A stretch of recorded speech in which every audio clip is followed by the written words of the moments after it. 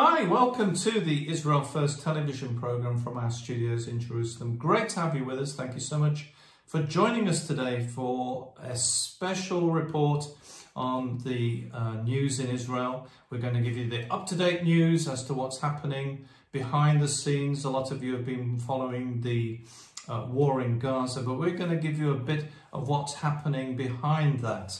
A lot of you have been writing and saying you really enjoy the fact that we're giving more information. So we want to help you to know what's really happening on the ground in the country of Israel, because Israel is the place where everything is going to happen, the final days and the return of the Messiah. So in the Times of Israel, it says a tragic ripple. The post-October the 7th mental health crisis. Now, this is something we've talked about before, but it's very important that you know what's happening in the country. And by the way, if it's happening in Israel, then it's happening in the rest of the world, because Israel is first. First responders and survivors suffer from the failure to integrate mental health care into emergency response and recovery plans. In the wake of the October the 7th Hamas terror attack, the focus often it's shifted immediately to physical injuries and the immediate restoration of infrastructure. Yet the profound emotional and psychological scars borne by those on the front lines and the survivors can linger longer, often overlooked and inadvertently addressed. What we really call post-traumatic stress, that people are stressed after the event, or after the event, things start to come to the surface. An operator from Israel's ambulance emergency service, Magen David Adom, MDA National Call Center, was overwhelmed by the distressing calls during the horrific events of October the 7th, as you can imagine, and tragically succumbed to death by suicide. He took his own life because he couldn't cope with all of what he had to go through on October the 7th. Exactly. This incident, alongside recent news of over 50 deaths by suicide among the survivors of the Nova Festival attack, which was part of the things that happened on October the 7th, underscores a deep-seated mental health crisis, a crisis exacerbated by systematic failure, says the Times of Israel, and government shortfalls in mental health support. This has been happening for many years, isn't recent, but it's been exacerbated by October the 7th. Basically, Israel is a post-traumatic stress nation. Because why? Because they've been through so many wars, and they've had terrorism, the Intifada, the first Intifada, second Intifada, the Lebanon War, the wars in Gaza, 67. 73. Yeah, so all the wars have contributed to a post-traumatic stress nation. So it's strange that they haven't done anything before about the situation. And do you know that even genetically they are passing things to the next generation? So when you are not healed yourself, you are passing it to the next generation. And it's interesting because this is a nation that became, that was born not just because of the Holocaust, because there were many aliyahs before, people coming to live in the land of Israel before the Holocaust. But because of the Holocaust, there was an influx of people into the nation, and so a lot of them were Holocaust survivors that came to start the nation. And so, as Nathalie was saying, there's been a lot of post-traumatic stress that's been injected into the fabric of the nation. And we've just had Memorial Day, the day of remembering the fallen soldiers and people who have been killed in terrorist attacks and injured in terrorist attacks. We've also had the Holocaust Memorial Day and the Independence Day. So all these things are happening in the midst of what's happening in Gaza. And as I say, it's traumatic for the nation. First responders, including emergency call center operators like MDA staff, are the unsung heroes of disaster response. They manage the influx of distress calls, make critical decisions under pressure, and absorb emotional weight of the community's panic and fear. However, the psychological toll on these individuals is profound and often invisible. It's not something you can see. If you've been physically wounded, you can see an injury, but you can't see emotional injury. And sometimes people who are also volunteers.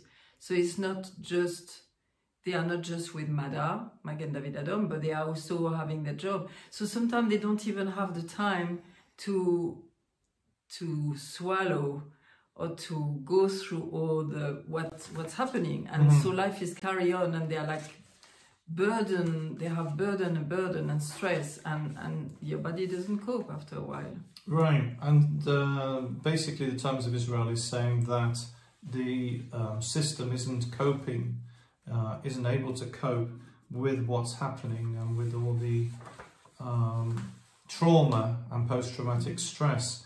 Another thing that's happening, and again, the war in Gaza and the operation in Rafah is taking a lot of the news from Israel, but what's happening with the humanitarian aid has been in the news, but they're building a port in Gaza. Now, I think I've spoken to you about this before, but it's a very important story, and the Times of Israel recently reported that the US aid official says the Gaza floating pier, the port, is expected to be operational in coming days. So it's not a long way off.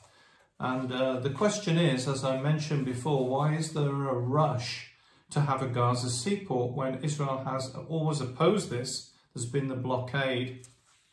Some of you may remember the flotillas that have tried to come to Israel to break through the blockade, which the blockade was there to stop terrorists smuggling in weapons, etc.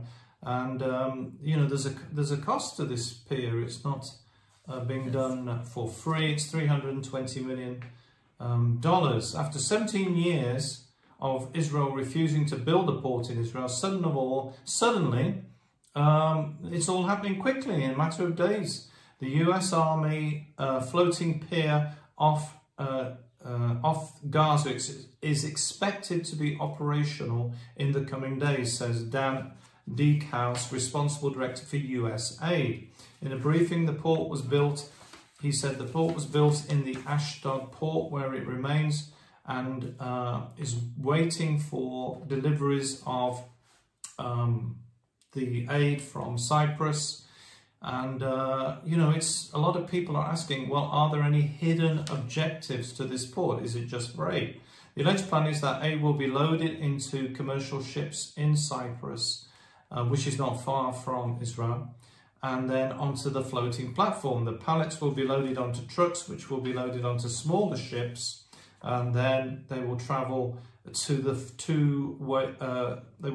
a metal floating 2-lane causeway. The 550-metre causeway, that's 1,800 feet, will be attached to the shore. The UK's Guardian News says it is a spectacular, challenging but extremely expensive and slow way of delivering aid. The real question is, since when is a port mandatory for human aid, especially when it's not been used before? In March 2024, Israeli freedom fighter Ilana Rachel Daniel commented, Gaza will be made ground zero for an international order of one kind or another. There are at least 4 crossings from which aid can enter from Israel to the Gaza Strip. Is the pier an opening for an international presence in Gaza? That's it. And British troops may be tasked with delivering aid to Gaza from an offshore pier under this arrangement, according to the US military, who reported this in April 2024. And according to the BBC, the British government is considering deploying British troops to drive the trucks that will carry aid from the pier along a floating causeway to the shore. Also, in December 2023, UK government minister refused to answer a question from independent member of Parliament Jeremy Corbyn as to whether there were already British troops on the ground in Gaza. In other words, were their boots on the ground from the United Kingdom. During his visit to Washington in March 2024, Israeli Defense Minister Yoav Gallant raised the possibility of establishing a multinational military force to improve law and order in Gaza. In other words, they're looking for the day after the end of the Gaza war, which at the moment is nowhere in sight, but it's something they're talking about. To escort humanitarian aids, two senior Israeli officials told Axios News. A blockade has been imposed on the movement of goods and services since 2007, as I mentioned, primarily to stop the smuggling of weapons to terrorists. And which they are a proxy. Hamas, we have to remember, is a proxy of Iran. Right, and this is something that's happening, which is in the news, but maybe not something you're so aware of, which is really what will happen to the Gaza Strip, what's currently happening and what will happen. There are continued operations, and as I mentioned, particularly in the Rafah area, but also in other areas in the north of Gaza from the IDF. But they're already talking about this day after. But it seems to be going on the war. I think we need to give also a bit of spiritual eyes to all the things that's happening. We know that they will have an anti-God government who is going to go all around, who are going to rule the world. But at the end, it will be turned over to the Messiah. So we need to know these things is part of, again, we are always speaking about the redemption because we are in the pangs of the redemption. We can see the suffering, which was the same when it was in Egypt. And Egypt is really a blueprint of what was happening to the Hebrews. And it's a blueprint for us now in the world because we are in the final redemption. And we're saying about that, but it's like we need to insert it in the news because very often we have information, but we don't have understanding. And understanding is so important to know where we are going. And again, Gaza, when you look in the Bible, Gaza was a nasty place. Was always like the Philistines were always with the Rephaim also, or Nephilim, sorry, also. I mean, which is kind of the same. And all these things now is the fight between good and evil. And obviously is happening on the land of Israel because this is the land where Mashiach is going to come back, the Messiah, and is where the battle is happening because obviously the evil one, the darkness side of what's happening, the enemies, the darkness, don't want the light of God, but it will come. But you can see all the suffering, and we want really to show you the suffering of the people. Like again, today there was five young people, soldiers who've been killed. And it's not just them who are killed, okay? It's like all the family that they could have started. So it's like all the descendants. There is a passage in the Bible, I can't remember exactly what it said. It's not written blood, it's written their bloods, with plural, because they show that it's not just the person who died, it's like all the future descendant of the person. And when you see all these young people dying here in Israel, it means that there is a population, future population was not going to be there because they are not there anymore. Now we know again it's part of the redemption. We know that God is in the midst of all like this suffering, and he sees everything, he hears everything, he sees the heartache of the hearts of everybody. But you can see the lack, all these people are not going to have descendants. So this is really, is like families devastated, fiancés devastated, and future descendants who are not going to be able to be on the earth. And I know, Nathalie, you've got things to share with us today. You prepared in advance. Nathalie has always interesting things about the Hebrew language or from the Bible, and you've got your... I just have few thoughts today that I wanted to share with you. Is like, just think that no nation, you know, despite everything that's happening now, no nation and no people have been able to settle the land of Israel. They tried for 2,000 years, and every time they come for a while and they disappear, and another one come and they disappear. And the land wasn't flourishing. And now, obviously, there is much more people. By the way, we are 9 until you have to give the context that until the return of the Jewish people who lived here in the beginning. That's it. And the land is flourishing now, which is again a sign of redemption. So this is very important. And now we pass 9 million inhabitants in Israel, which is amazing, because when they came, when the state of Israel was declared in 1948, there were only 600,000 people. So this is amazing. Because you have to think, like even with the Holocaust, when people die, it means that they can't have children. So you can lose a lot of population who should have been coming and were not coming. We are just maybe now, but I don't know, like 1 or 2 years ago, I didn't look at the numbers now, but they were still not the same amount of Jews still on the earth now compared to the Holocaust. They haven't recovered from all the Holocaust, which is amazing. Okay, another thought that I wanted to give you, which is also amazing, is like we can see evil growing. I mean, it's like everybody can see it. Here in the land, but also all around the world too.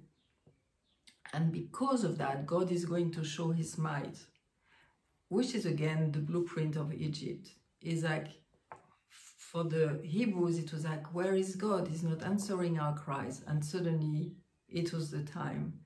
And quickly, really, the plagues arrive and everything was changing. We are still reading the book, The Last Slave, and now we are on the good part. Speaking away, we can see the redemption coming. Moses and Aaron are going into the court of Pharaoh. By the way, this book is amazing if you want to read it. The Last Slave, I can't remember the name, it's a long name. I'll put a link if you're watching on the videos on the website. I'll put a link below in the because videos. It's a very important book, not so pleasant to read, but it gives you the depth of what was redemption from Egypt, and is very interesting. So when you see what, you know, it took a long time to arrive, but when he arrived, it's like suddenly boom, boom, boom, everything was happening. And so we are going to see, is very interesting, because, you know, many years ago, I was reading Isaiah 34, which is about the blood of God and the judgment and with his sword. And I was like, what is that? But now, with a bit more knowledge, as I understand that they will have a time of judgment when Messiah comes.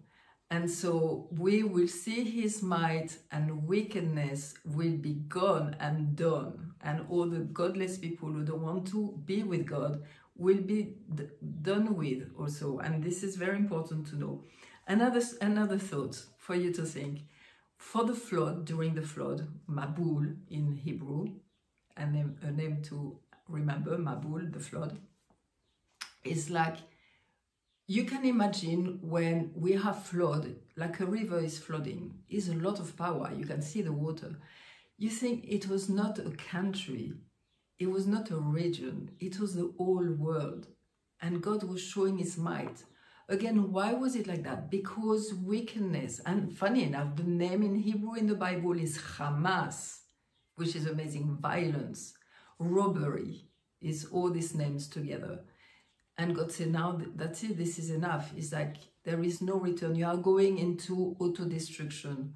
And I'm coming to bring my judgment with the flood based by my grace, because I'm going to start something, because you are going into slow auto-destruction, and it's terrible to look at.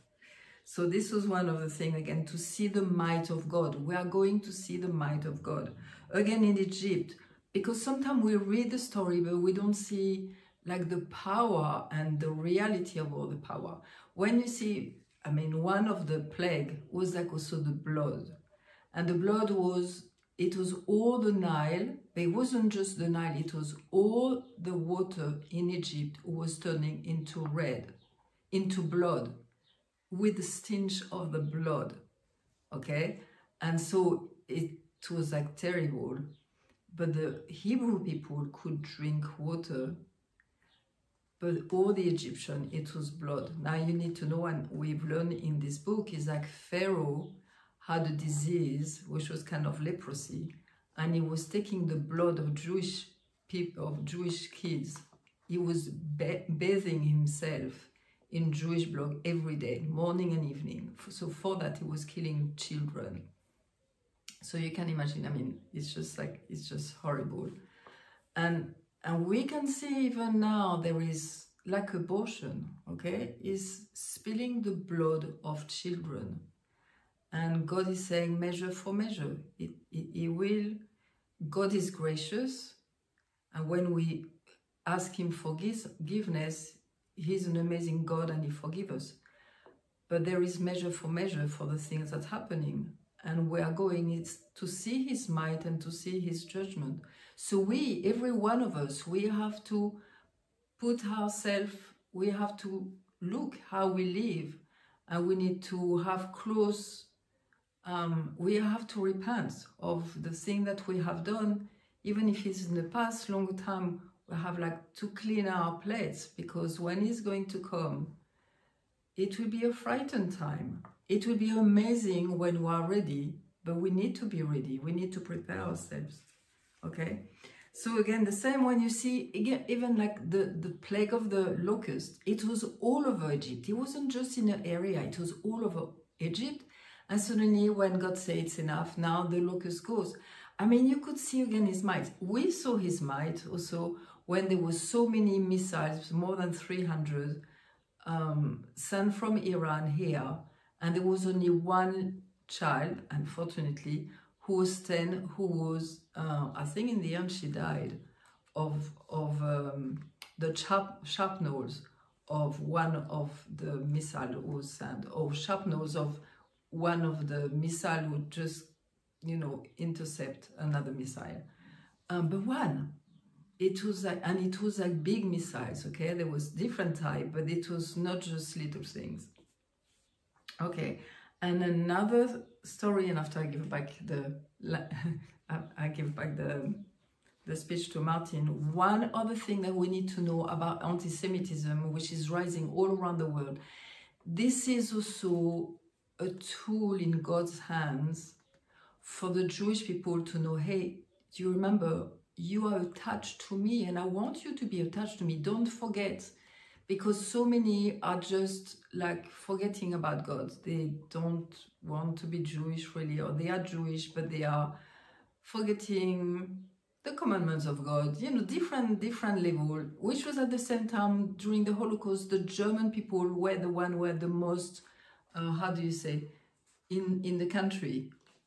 They were happy to be German. And they were saying, we've been fighting for you during the First World War, so you are going to keep us, you are not going to touch us. But it was not, because God said, okay, you are my people, you have a role in the world to be, you are giving the Torah, you are giving the Bible, you are the one who has to tell the nations that I am God. Don't forget, this is a role that I'm giving you.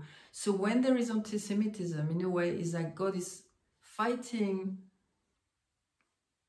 not in a bad way. We have to always look that he's a God who loves his people. He chose them. But he said, listen, don't forget, you are my people. And I've told you, if you don't follow me, there is curses, there is consequences. If you follow me, I will be with you. If you don't follow me, I'm still with you, but I want to wake you up, saying you have a role to do, you have a responsibility in the world. So God is speaking about all these things through anti-Semitism. We do a news on our website. We also do news in our newsletter, and you can get both of those by either going onto the website, where there's a news page on our media button. You can see the Israel news. You can also receive a weekly update that Nathalie does every week, and that has news on it, and also commentary from Nathalie, and you can subscribe to that.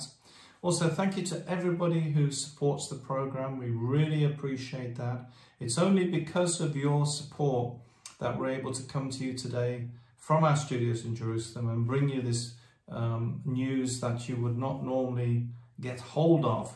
The background to what's happening in Israel at the moment, the spiritual aspects, you wouldn't be able to get that because it's only because of your financial support. So we need that. You can go to our donate button on the website, and there's a lot of information how you can support us, and we really appreciate that. And we also appreciate to hear from you.